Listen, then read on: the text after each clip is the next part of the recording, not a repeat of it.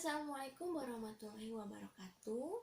Selamat datang di channel saya di video pertama. Video pertama ini saya akan menjelaskan tentang analis kimia.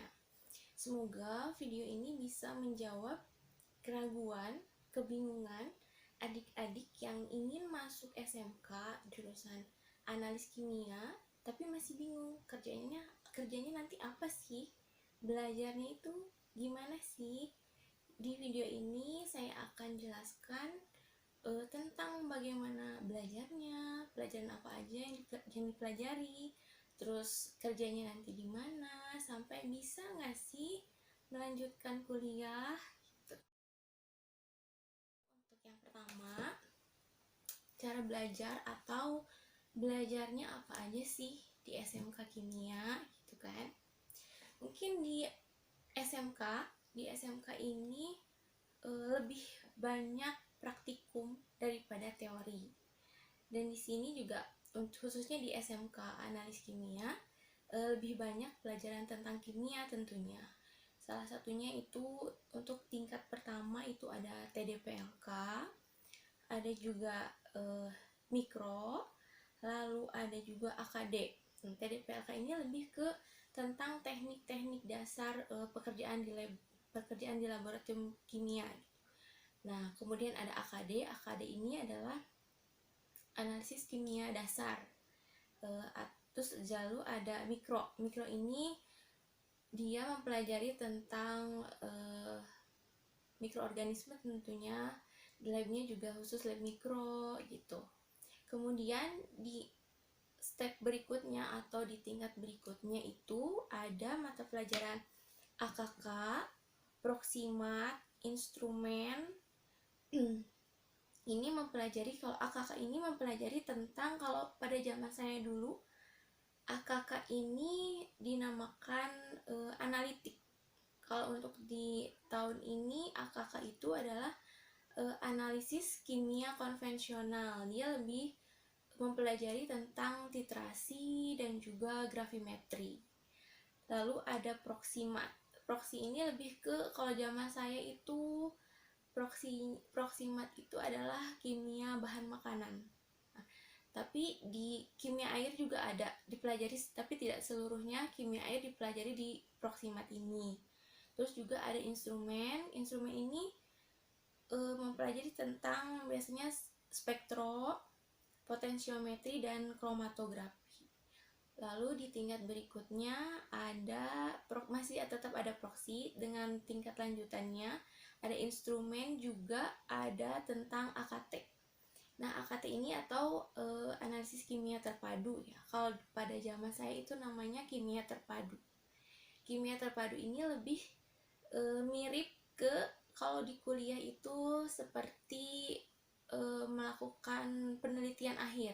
Jadi mengimplementasikan semua pelajaran yang sudah dipelajari di tingkat sebelumnya, di kelas 10 dan kelas 11. Ada perbedaan di SMK yang belajar 4 tahun dan belajar 3 tahun. Nah, kebetulan saya ada alumni dari SMK yang belajar selama 4 tahun. Bedanya apa? Kalau pada zaman saya dulu, pelajarannya itu lebih dipisah-pisah. Kayak KBM, kimia bahan makanan, terus ada kimia air, ada kimia terpadu masih sama tetap. Nah, kalau di SMK yang 3 tahun ini lebih dikemas secara praktis gitu. Tidak dipisah-pisah, tapi intinya sama gitu. Kayak proksimat, di situ ada kimia bahan makanannya, ada kimia airnya, di situ juga ada gitu. Nah, kalau untuk perbedaannya juga di SMK yang 4 tahun itu waktu saya PKL-nya itu di kelas 4. Sedangkan untuk yang SMK yang 3 tahun PKL-nya itu di kelas 2, naik ke kelas 3 tentunya. Nah, untuk pelajarannya itu untuk produktifnya secara garis besar seperti itu. Dan biasanya setiap kali melakukan praktikum itu diwajibkan untuk membawa APD, juga membawa Jurnal. Setelah praktikum selesai diwajibkan juga membuat laporan gitu. Nah, sering sekali anak-anak menganggap enteng tentang jurnal. Padahal di jurnal ini kita bisa belajar banyak sekali. Di jurnal ini memang diwajibkan untuk menulis singkatan prosedur, rencana kerja. Nah, di dalam rencana kerja itu kita dapat belajar untuk bagaimana cara kita manage waktu untuk pekerjaan kita selama satu hari itu gitu. Dan jurnal ini sangat memberikan pelajaran besar bagi saya tentunya, bukan hanya di saya masih belajar, tapi jurnal ini menjadi pelajaran yang dibawa terus sampai ke kehidupan sehari-hari gitu. Contohnya, seorang ibu ketika bangun tidur, dia sudah harus memikirkan atau sudah punya set plan-nya. Ketika bangun tidur, apa aja yang harus dikerjakan, apa dulu yang harus dikerjakan, sehingga tidak banyak waktu yang terbuang hanya untuk menunggu gitu. Jadi jurnal ini seringkali dianggap sepele, padahal jurnal ini sangat penting banget untuk masalah manajemen waktu sewaktu kita praktikum. Nah, selanjutnya ada laporan. Di laporan praktikum itu kita melaporkan hasil dari pekerjaan yang sudah kita lakukan, pekerjaan praktikum yang sudah kita lakukan gitu di laporan itu. Biasanya pada zaman saya kebanyakan laporan itu harus tulis tangan, belum banyak mata pelajaran yang sudah ada format laporannya, tapi kebanyakan pada zaman saya itu laporan harus tulis tangan. Oke, masuk di poin yang kedua. Yang sering jadi pertanyaan adalah, setelah lulus SMK analis kimia, bisa kerja di mana aja sih? Gitu kan. Nah, untuk jenis pekerjaannya, untuk analis kimia, selama industri yang di dalamnya ada lab kimia, pasti membutuhkan seorang analis kimia. Entah itu di bidang pertambangan, perminyakan, farmasi, kosmetik, atau makanan, selama ada lab kimia, perusahaan itu pasti membutuhkan seorang analis kimia. Nah, di dalam perusahaan itu dia bekerja sebagai apa? Tentunya sebagai analis kimia. Biasanya ada di R&D, ada di QC, atau ada di mikronya, bisa juga di bagian produksinya. Next, di poin yang ketiga, bisa nggak sih lulusan SMK analis kimia ini melanjutkan kuliah? Ya, jawabannya bisa banget. Mengenai jurusannya sih tergantung pilihan mereka ya. Ada yang melanjutkan ke jurusan yang sama, ada juga yang melanjutkan ke jurusan yang lain. Tentunya kalau seorang analis kimia melanjutkan kuliah ke jurusan yang sama, banyak banget poin plusnya yang didapat. Jadi kita tidak usah dari nol lagi, karena biasanya pengalaman saya melanjutkan sekolah di jurusan kimia itu waktu waktu kuliah, praktikumnya itu yang sering kita lakukan waktu sekolah di analis gitu. Dan poin plusnya kalau anak analis atau anak lulusan analis kimia yang kuliah di jurusan kimia, biasanya dia tidak terlalu sulit untuk beradaptasi dengan mata pelajarannya, tidak terlalu sulit juga untuk beradaptasi dengan pelajaran di laboratoriumnya.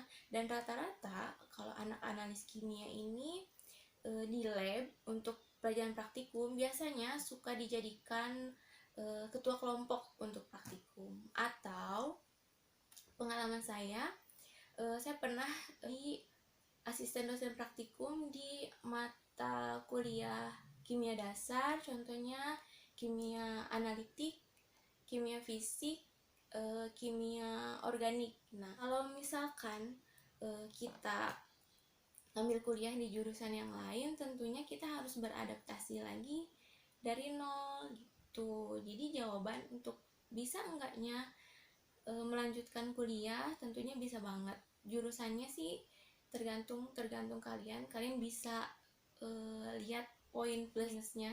Kalau sejurusan ya poin plusnya kita bisa jadi tidak beradaptasi dari nol lagi karena praktikumnya itu tidak terlalu asing. Terus kalau misalkan ngambil jurusan yang berbeda, mungkin kita harus beradaptasi dari nol lagi.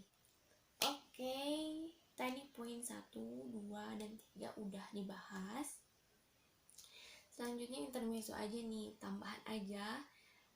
Saya mau cerita tentang pengalaman saya waktu sekolah di analis. Tentunya zaman sekolah di analis ini memang banyak memori yang gak bisa dilupain, juga banyak memori yang bisa jadi pelajaran hidup bagi saya gitu. Salah satunya itu tadi membuat jurnal, untuk memanage waktu agar tidak banyak waktu terbuang hanya untuk menunggu gitu. Kemudian cerita tentang tugas. Nah, mungkin pas awal-awal masuk analis itu pasti kaget banget karena awalnya anak SMP masuk ke sekolah SMK analis kimia yang tugasnya ini lumayan banyak. Terus setiap praktikum itu harus membuat jurnal dan laporan. Dan ini bakalan jadi kebiasaan yang baru banget dan pasti kaget gitu. Tentunya dengan tugas yang banyak, jurnal yang banyak, laporan yang banyak, waktu sekolahnya masuk pagi pulang sore, ini jadi bertanya-tanya, bisa nggak sih saya menyelesaikan sekolah, bisa nggak sih saya lulus di sekolah ini gitu. Karena awal-awal memang berat. Waktu itu ada acara wisuda, melihat kakak-kakak kelas yang sudah lulus, di situ saya yakin orang lain bisa, kenapa saya nggak bisa gitu. Dan akhirnya saya bisa menyelesaikan sekolah saya jadi analis kimia selama 4 tahun.